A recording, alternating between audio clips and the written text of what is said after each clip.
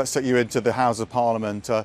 Live pictures for you. This is what we've been waiting for all day. They've actually voted, many of them, on whether the principle of intervention is something that they support. It's something that David Cameron's been pushing. It is a watered down version of what he's been pushing. He did want intervention per se on this vote. Let's have a look at the sound. We can hear it going through now. Here's the ayes to the right, 272. The noes to the left, 285. Thank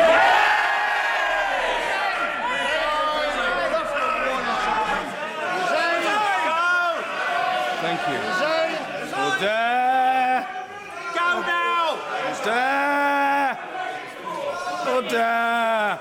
Mr. McNeil, you're like an exploded volcano. Erupted. Calm yourself, man. The ayes to the right, 272. The noes to the left, 285. So the noes have it, the noes have it. Unlock. Point of order, Mr. Ed Miliband.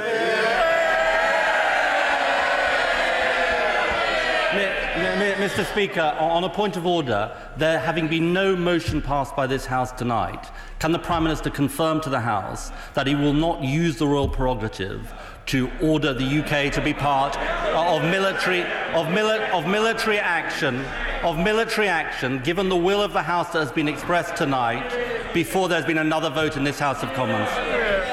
Order. It is, of course, not a matter for the Chair, but the Prime Minister has heard it and is welcome to respond. Point of order, and I can give that assurance. Let me say the House has not voted for either motion tonight.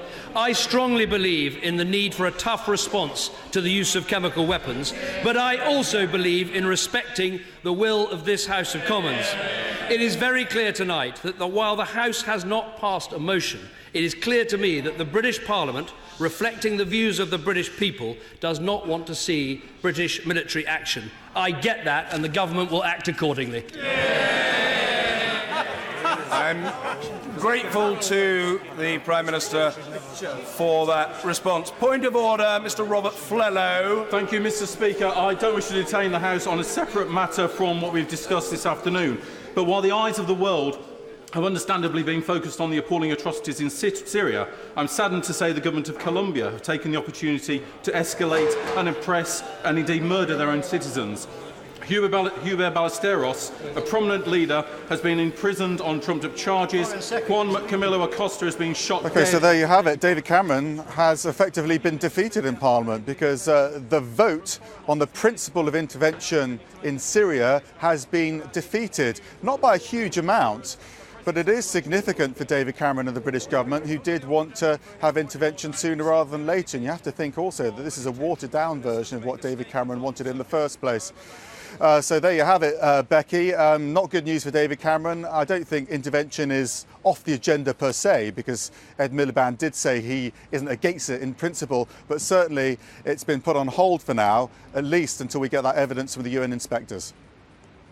Yeah, all right. And when we get that, we will get another vote. I strongly believe in a tough response to the use of chemical weapons, is what the British Prime Minister said. But I also understand the UK public doesn't want to see British military action. So we'll wait to see what the inspectors bring back from Syria. They are expected to be leaving the country on Saturday.